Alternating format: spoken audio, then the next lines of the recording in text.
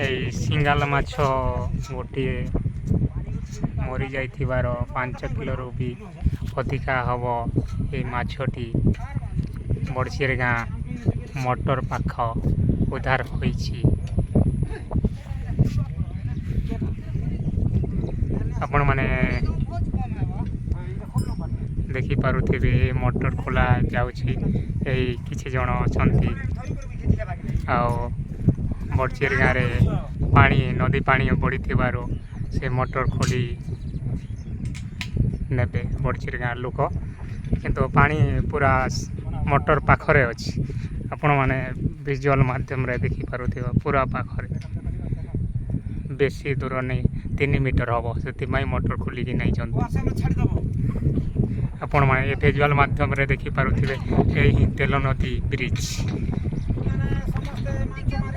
ଏହି ସୁନ୍ଦର ଦୃଶ୍ୟ ଆପଣମାନେ ଦେଖିପାରୁଥିବେ ଏ ଭିଜୁଆଲ୍ ମାଧ୍ୟମରେ।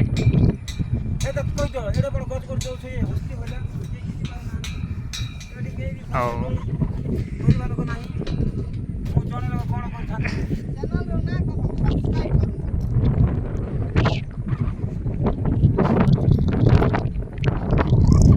ଧନ୍ୟବାଦ। ମୁଁ ତୁଳସୀରାମ ସାମଲ।